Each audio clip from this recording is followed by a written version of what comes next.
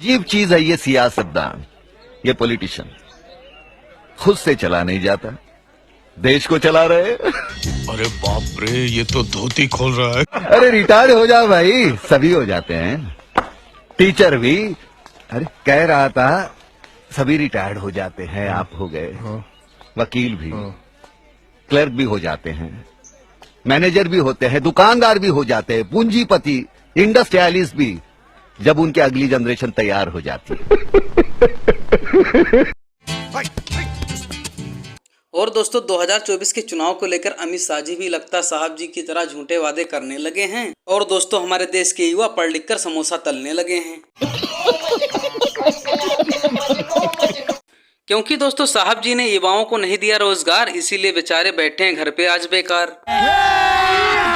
अभी मजा आएगा ना भिड़। इसीलिए तो दोस्तों कुछ लोग मजाक मजाक में कहते हैं इन लोग को देशवासियों से उतना ही लेना देना रहता है जितना डाका डालने से पहले डाकुओं को जय मां भवानी से होता है।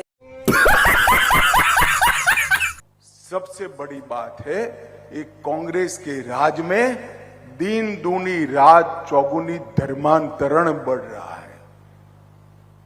कोई भी नागरिक मन से जिसकी भी पूजा, जिसकी भी उपासना करे, इसका हमारा संविधान ने छूट दिया है। मगर सरकारी मशीनरी का उपयोग कर कर गरीब आदिवासियों का धर्मांतरण कराने का ये जो शुरुआत किया है ना, वो छत्तीसगढ़ के लिए अच्छा नहीं है। और घर घर में, गांव गांव में इसके कारण संघर्ष पैदा हुआ है। कानून और व्यवस्था की परिस्थिति बिगड़ी है। मैं आज कहकर जाता हूं, हमारी सरकार किसी के भी धर्म के मामले में दखल नहीं करेगी और सरकार प्रेरित धर्मांतरण को बिल्कुल कठोरता के साथ रोकने का काम ये भारतीय जनता पार्टी करेगी। और दोस्तों कांग्रेस पार्टी का एक वीडियो सोशल मीडिया पे बहुत तेजी से वायरल हो रहा है। Good afternoon uncle. देख रहा है प्रमोद, स्वामी आत्मानंद अंग्रेजी मीडियम में पढ़ के कैसे टपर टपर अंग्रेजी बोला जा रहा है। भैया लड़का तो आपका भी आत्मानंद अंग्रेजी मीडियम स्कूल में ही जाता है। बात तो सही है।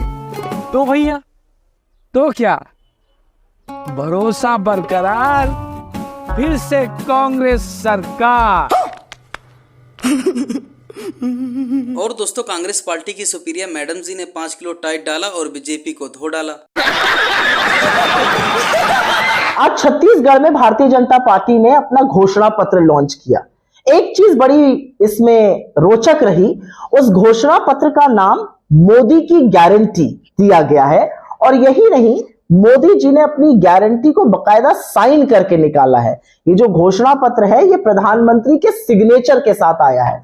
तो एक चीज तो है, कांग्रेस की गारंटी देखकर मोदी जी प्रभावित हुए हैं, लेकिन हम तो अपनी गारंटी को पूरा करते हैं। मोदी जी आपकी तरह जुमले थोड़ी फेंकते हैं, लेकिन अच्छी बात है, कांग्रेस से सीखते रहिए, इसको गारंटी दीजिए। 2-3 चीजें लेकिन इसमें बड़ी रोचक है। प्रधानमंत्री घोषणा पत्र कर रहे हैं छत्तीसगढ़ भाजपा के लिए, मतलब छत्तीसगढ़ भाजपा में ना अध्यक्ष है ना उनके यहां कोई वरिष्ठ नेता है यही नहीं, अभी और सुनिए, जिसके चेहरे पर घोषणा की जा सके। खैर कोई बात नहीं। मोदी जी आप किस गारंटी की बात कर रहे हैं? आपकी खुद की गारंटी एक्सपायर हो चुकी है। आपने तो बड़े बड़े दावे किए थे, बड़े बड़े जुमले किए थे, अभी उनके बारे में याद दिलाती हूं, लेकिन पहले छत्तीसगढ़ की बात कर लेते हैं। आपने कहा आप 3100 में धान खरीदेंगे। अरे मान्यवर, 10 जगहें आपकी सरकारें हैं और उन 10 जगहों पर एक भी जगह एमएसपी ऐसी नहीं है। एमएसपी की मांग करते हुए 750 किसानों की शहादत हो गई थी और आप अपने दंभ और अहंकार में चूड़ रहे थे, और उसके बाद भी एमएसपी की कमेटी ने अभी तक कोई डिसीजन नहीं लिया है। ये भगवान क्या जुल्म है। आपको क्या बंदिशें हैं? लीजिए डिसीजन, एमएसपी पूरे देश में लागू करिए। यहां पर आकर 3100 एमएसपी की बात करिएगा और बाकी जहां पे 10 जगह आपकी सरकारें हैं वहां पर झुंझुना पकड़वाइएगा फार्मर्स को। फिर आपने यहां पर आकर एक और नया जुमला फेंका, आप कुछ 1 लाख पद भरेंगे।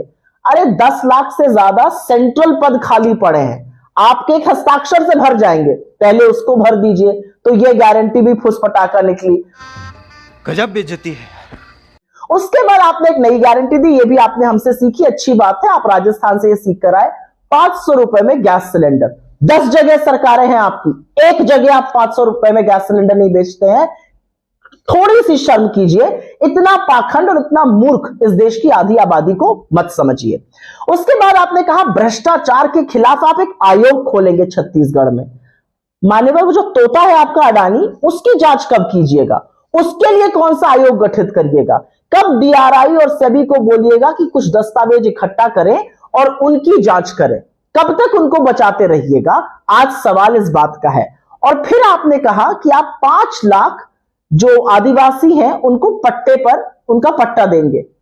बगल में बहुत थोड़ी सी दूरी पर मध्य प्रदेश में आपकी सरकार चल रही है। 18 साल के कुशासन में करीब 4 लाख आदिवासियों का वनाधिकार से वो वंचित हुए हैं। हमने उनको वादा किया कि सरकार बनते ही हम उनके निरस्त पट्टों को पुनः बहाल करेंगे और उनको देंगे। ये काम आप मध्य प्रदेश में क्यों नहीं कर पाए? ये सब क्या देखना पड़ रहा है? अच्छा है मैं अंधा हूं। 3 नवंबर 2022, दोहरा रहा हूं, 1 साल पहले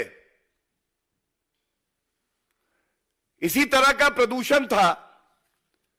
केंद्र पूरी सहायता कर रही थी पंजाब की सरकार को भी और दिल्ली की सरकार को भी। ये ठोस कदम उठाइए, प्रदूषण नियंत्रित होगा। लेकिन निकम्मे अरविंद केजरीवाल ने और पंजाब सरकार भगवंत मान जी ने वो कदम नहीं उठाए। और मैं जो अब पढ़ने जा रहा हूं, ये जनता का सवाल है अरविंद केजरीवाल। भाई साहब कुछ ज्यादा नहीं हो गया ये? मतलब कुछ भी। 3 नवंबर 2022 को एक सवाल अरविंद केजरीवाल से पत्रकार ने पूछा और कहा जनता के फेफड़े खराब हो जाएंगे इस प्रदूषण से। और अभी तो रुको, क्लाइमैक्स अभी बाकी है। हमने मध्य प्रदेश में 27 लाख किसानों का कर्जा पहली किश्त में माफ किया और मंदसौर में 1,01,000 किसानों का 390 करोड़ का कर्जा माफ किया। ये आप गवाह हैं। इतना कर्जा तो मेरे जिले छिंदवाड़ा में भी माफ नहीं हुआ। ये तो पहला किश्त था। दूसरा किश्त हम चालू कर रहे थे और किसानों को केवल डिफॉल्टर किसान नहीं, चालू खाता किसानों का भी माफ किया। सही बात है।